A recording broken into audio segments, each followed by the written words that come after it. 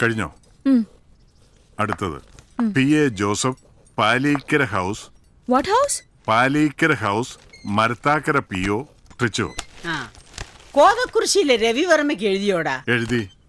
അയാളെ നീ നേരിട്ട് തന്നെ പോയി വിളിക്കേണ്ടതായിരുന്നു. എല്ലായിടത്തും എന്നെ കൊണ്ട് ഓടിയെത്താൻ പറ്റുമേ. ഡേസി ക്ഷണിക്കാൻ ഡാഡി എന്റെ കൂടെ വന്നേ പറ്റൂ. ഞാൻ അവളോട് പ്രോമിസ് ചെയ്തിട്ടുള്ളതാ. അവളുടെ ഡാഡി ഒരു ടൈപ്പാ. നേരിട്ട് ചെന്ന് വിളിച്ചില്ലെങ്കിൽ വിടില്ല അവളെ. ഞാൻ വരാവടി പൊന്നൂസേ. ഹേമയുടെ വീട്ടിലും ഏട്ടൻ നേരിട്ട് ഒന്ന് വിളിക്കണം. എന്തുണ്ടായാലും വലിയേട്ടൻ അങ്ങോട്ട് ചെല്ലില്ല എന്ന പരിഭവം എല്ലാവർക്കും, പ്രത്യേകിച്ച് ഹേമേന്ദ്രന്. എന്റെ ആങ്ങളയ്ക്കും ഇത് തന്നെ പരാതി. എന്തുണ്ടായാലും വലിയേട്ടൻ അങ്ങോട്ടൊന്നും ചെല്ലില്ലെന്ന്. അതാ നിശ്ചയത്തിന് വിളിച്ചിട്ടും വരാതിരുന്നത്.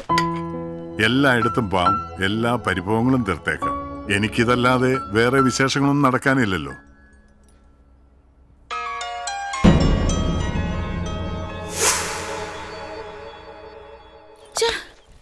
എന്തടി റിങ് ചെയ്യുന്നുണ്ട്, എടുക്കുന്നില്ല. ഒന്നുകൂടെ ട്രൈ ചെയ്ത് നോക്ക്. എന്റെ മോളാ വിളിക്കുന്നേ. അവളുടെ കല്യാണത്തിന് കൂട്ടുകാരിയെ വിളിക്കാൻ ഹൈറേഞ്ചിലേക്ക് ഞാനും കൂടെ ചെല്ലാമെന്ന് പറഞ്ഞതാ. ഞാനൊന്ന് അറ്റൻഡ് ചെയ്തോട്ടെ സാർ. Sir please sir.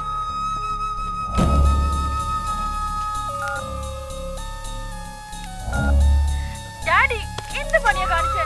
ഒരുങ്ങി റെഡി ആയിരുന്നു, ഉടനെ വരാന്ന് പറഞ്ഞിട്ട്. ഡാഡി എന്താ ഒന്നും മിണ്ടാത്തത്? Say something. Yes, carry on. Thank you sir, thank you.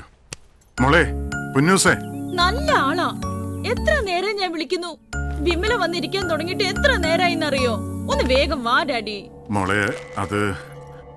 മോളെ ഇവിടെ ഷോപ്പില് ഡാഡി കുറെ ബിസിയാ. പെട്ടെന്ന് വരാൻ പറ്റുമെന്ന് തോന്നുന്നില്ല. ഈശ്വര, വരാൻ പറ്റില്ലേ?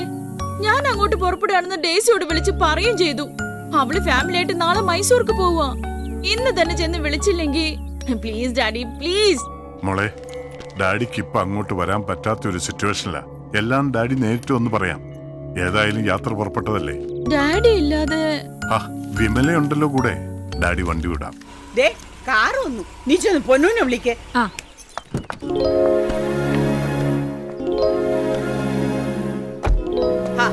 നീ ആയിരുന്നോ? പൊന്നൂനെയും കൂട്ടി കല്യാണം ക്ഷണിക്കാൻ ഇപ്പൊ വരും. ഗർവിച്ചിരിക്കുക. ഒരേ ഒരു കുട്ടിയുടെ കല്യാണം വിളിക്കാൻ പോവാൻ പോലും പറ്റാത്ത എന്ത് തിരക്കാ അവന്. ഇങ്ങോട്ട് വരട്ടെ. അവിടുന്ന് ഇറങ്ങാൻ പറ്റാത്ത എന്തോ തിരക്കാണ്. അവന്റെ കാലാരെങ്കിലും കെട്ടിയിട്ടിരിക്കുന്നോ? എന്നെ വിളിച്ചു. എന്തായാലും തക്ക സമയത്ത് നീ വന്നത് നന്നായി. എനിക്കാണെങ്കിൽ ഇത്രയും ദൂരം കുന്നും മലയും കയറി പോകാൻ പറ്റുമോ? പ്രസന്നയ്ക്കാണെങ്കിൽ നിശ്ചയം കഴിഞ്ഞ അന്നു മുതൽ ഒരു ഇടം തിരിഞ്ഞ മട്ട. അവളുടെ ആങ്ങളെ കൊണ്ട് കെട്ടിക്കാത്തതിന്റെ കെറുവാ, അതിന്റെ ദേഷ്യ. ഓ പ്രകാശനോ?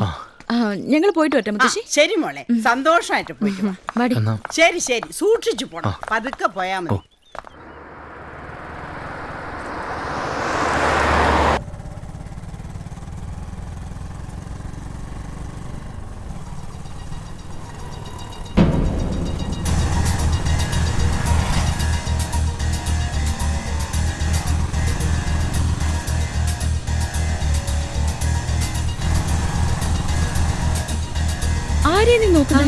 അത് കുറച്ച് നേരമായിട്ട് ഞാൻ ശ്രദ്ധിക്കുക, ഒരു ബൈക്ക് നമ്മളെ ഫോളോ ചെയ്യുന്നുണ്ട്.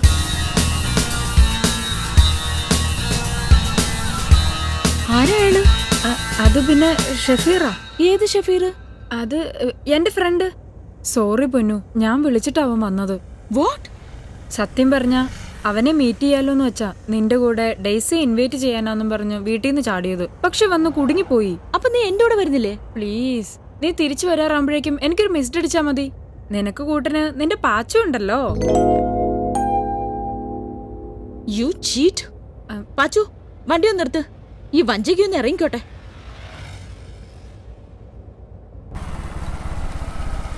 നീ വാ. ശരി, ഇറങ്ങും. ഇത് ഷഫീർ. ഹലോ. ഹലോ. ഇവിളെ അടിച്ചെടുത്ത് നാട് വിടാനുള്ള പരിപാടിയൊന്നുമില്ലല്ലോ.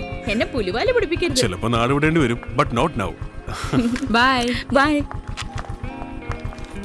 പോ.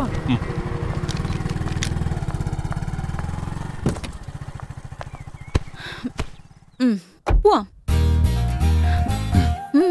പാച്ചുനെന്ത് പറ്റി? എന്താ?